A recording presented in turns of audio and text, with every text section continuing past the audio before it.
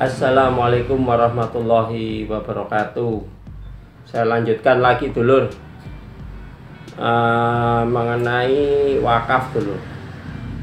Jadi kalau kemarin dasar daripada wakaf, dasar pengertian daripada wakaf, terus lembaga-lembaga siapa saja yang berkepentingan ikut berperan di wakaf, terus apa itu wakif, apa itu nazir, apa itu harta benda wakaf, ikrar wakaf, peruntukan harta benda wakaf, jangka waktu wakaf, dan lain sebagainya dulu ya. Sebenarnya kemarin episode yang lalu itu sudah saya sebutkan bahwa untuk wakaf sendiri ini memang untuk jangka waktu yang seterusnya ya, pemberian yang jangka waktu seterusnya. Tapi ada beberapa orang yang nggak begitu paham. Sebenarnya wakaf sendiri itu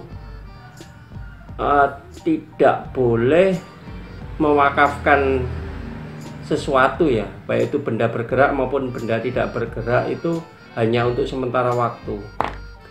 Jadi pertanyaannya, apa bisa kalau seumpama saya wakafkan, ini penanya ya, tanah, tapi hanya untuk beberapa tahun saja, kayak kontrak gitu, atau harus saya serahkan selamanya tanah tersebut? Saya jawab dulu ya, ini sudah menjurus kepada aturan hukum dulu. Kalau sudah menjurus kepada aturan hukum, otomatis saya juga ngomong sesuai dengan aturan hukum yang berlaku. Dasar hukum daripada wakaf itu adalah Undang-Undang Nomor 41 Tahun 2004 tentang wakaf, Nomor 41 Tahun 2004. Coba dulu buka di situ tentang wakaf. Arti daripada perbuatan hukum wakaf itu adalah memisahkan kan, atau membagi atau sebagian harta, menyerahkan sebagian harta benda miliknya untuk dimanfaatkan selamanya tuh. Sudah dari situ arti daripada wakaf sudah jelas dulu, selamanya, atau untuk jangka waktu sesuai dengan kepentingan guna keperluan ibadah.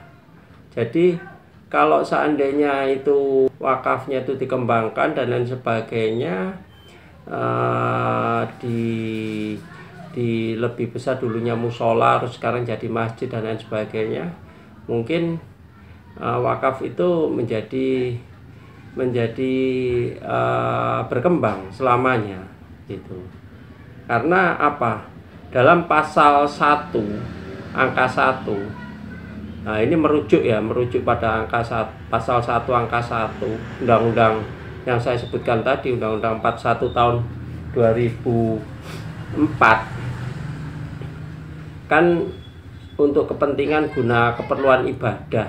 Jadi jangka waktu itu sebenarnya jangka waktu itu adalah jangka waktu yang selamanya dulu, sebenarnya seperti itu. Berdasarkan ketentuan yang sudah saya sebutkan tadi ya, dapat saya simpulkan dulu, itu batasan waktunya itu terdapat dua jenis wakaf, yaitu wakaf yang selamanya, yang pasal 1 tadi ya, ayat 1 Undang-Undang tentang wakaf tadi nomor 2004, itu ada dua, untuk wakaf yang selamanya sama wakaf dengan jangka waktu tertentu atau disebut dengan jangka waktu sementara. Tapi lebih spesifik lagi bahwa wakaf sendiri adalah jangka waktu yang selamanya dulu, sebenarnya seperti itu. Tapi nanti kita kupas ya pembahasan, mungkin dulur masih bingung pembahasan ini, bahwa tentang pasal 1 ayat 1 Undang-Undang Wakaf tadi, nomor 41 tahun 2004.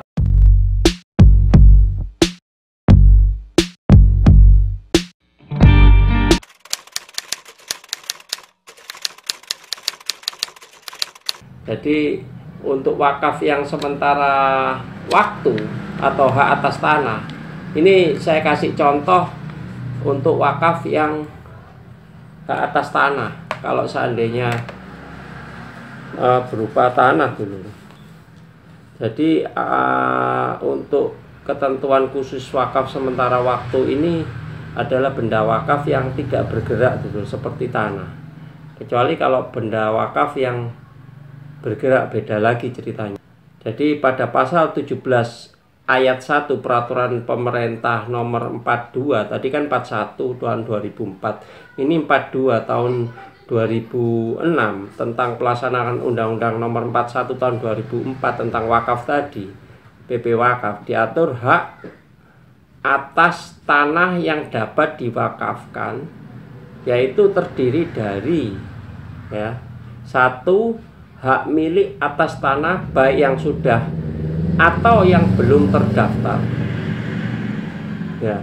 Dua, hak guna bangunan. Itu tadi hak milik SHM. Yang kedua adalah hak guna bangunan atau hak guna usaha atau hak pakai di atas tanah negara. Yang ketiga, ini tadi kan tentang pasal 17 ayat 1 dulu yang sudah menjurus lebih spesifik lagi dari Undang-Undang nomor 41 tahun 2004 yang sekarang ada peraturan pemerintahnya lebih spesifik lagi. Nah, itu tadi saya sebutkan. Yang ketiga ada hak guna bangunan atau hak pakai di atas hak pengelolaan atau hak milik, wajib mendapat izin tertulis dari pemegang hak pengelolaan atau hak milik. Hak milik atas satuan rumah susun. Jadi ada 4 untuk peraturan pemerintah nomor 42 tahun 2006 tentang pelaksanaan Undang-Undang 41 tentang wakaf sementara hak atas tanah. Jadi memang hak atas tanah ini sejak diundangkannya Undang-Undang Wakaf ini diperbarui lagi, dispesifik lagi mengenai peraturan pemerintah yang terbaru 42 tahun 2006. Kalau kemarin mungkin wakaf itu untuk jangka waktu yang selamanya, tapi sekarang ada masukan-masukan lagi karena wakaf sendiri sifatnya tidak hanya benda tidak bergerak, tapi benda yang bergerak juga bisa diwakafkan. Nah, sedangkan benda yang bergerak itu biasanya wakafnya selamanya dulu. Tapi kalau yang benda tidak bergerak seperti tanah, bangunan dan lain sebagainya, itu wakafnya bisa sementara waktu. Sedangkan hak atas tanah yang diwakafkan sebagaimana sebutkan yang tadi dulur, itu wajib dimiliki atau dikuasai oleh wakif dulur, atau memang benar-benar itu miliknya wakif, miliknya pemberi wakaf, dan secara sah bebas dari segala sitaan atau perkara atau sengketa atau tidak dijaminkan. Itu jelas, karena biasanya untuk memberikan suatu objek daripada wakaf, si wakif tadi berupa tanah itu, otomatis dia membuat suatu pernyataan dalam ikrar wakafnya bahwa tanah tersebut satu, tidak dijaminkan bank atau tidak dalam bentuk agunan, sengketa agunan, tidak dalam sengketa, terus tidak dalam sitaan atau tidak dalam perkara-perkara hukum. Itu penting sekali, karena apa?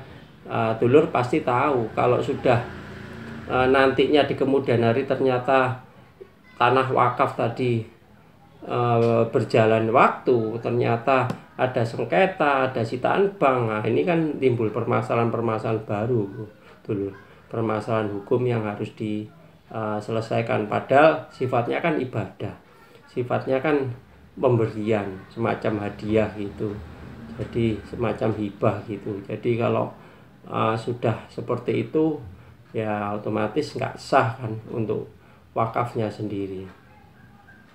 Selanjutnya untuk pasal 18 dulur, tentang peraturan pemerintah tadi yang terbaru tahun 2006 tadi, Untuk wakaf mengatur bahwa benda wakaf tidak bergerak berupa tanah hanya dapat diwakafkan untuk jangka waktu selama-lamanya, kecuali, nah itu tadi kan, kecuali tadi kan sementara waktu, namun ada catatannya, ada catatan dan peraturan pemerintah tadi, bisa sementara waktu, namun ada catatannya, kecuali wakaf atas hak tanah pada pasal 17 huruf C, yaitu wakaf atas hak guna bangunan.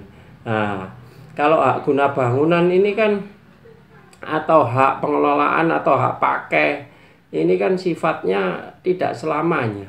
Ini kan bisa berupa tanah penguasaan tanah negara dan ada jangka waktunya.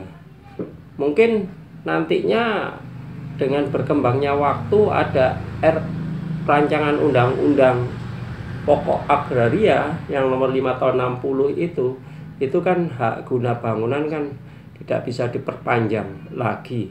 Tidak bisa diperpanjang lagi selama 2 kali berturut-turut. Kalau dulu kan setiap 20 tahun diperpanjang lagi. Nah, kemungkinan peraturan yang pemerintah ini mengkhususkan, kecuali mengkhususkan untuk tanah wakaf atau barang tidak bergerak tadi, itu khusus untuk sertifikat bukan hak milik, tapi sertifikat hak guna bangunan atau hak pakai atau hak pengelolaan, ya seperti itu. Atau mungkin hak-hak tanah lain yang masih dikuasai oleh negara dari situ. Makanya khusus untuk tanah hak guna bangunan atau hak pengelolaan itu, jika memang hendak diwakafkan selamanya, diperlukan pelepasan hak dari pemegang hak tersebut. Nah, kalau kepingin diwakafkan untuk selamanya, bisa saja dilaksanakan dalam peraturan pemerintah tadi, kecuali tadi, asalkan sudah ada pelepasan hak dulu, ya. Jadi adalah pelepasan hak dari pemegang hak sebelumnya, seperti itu. Dengan demikian dapat disimpulkan dulu ya, bahwa wakaf sementara itu tidak berlaku bagi harta benda berupa tanah dengan hak milik. Ya, kalau hak milik itu selamanya, ya. Atau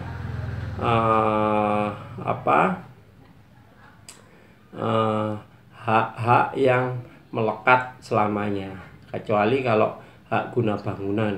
Kalau hak guna bangunan mungkin HGB ya, atau hak pakai atau hak guna usaha, itu kan sifat, atau tanah negara sifatnya kan biasanya kan harus ada pelepasan dari pemerintah kota, pemerintah negara, atau yang masih menguasai tanah tersebut, ya sifatnya. Makanya saya sejak awal bahwa untuk bukti kepemilikan yang paling diakui oleh Undang-Undang Pokok Agraria nomor 5 tahun 60 yang sudah diatur itu adalah hak milik saja dulu.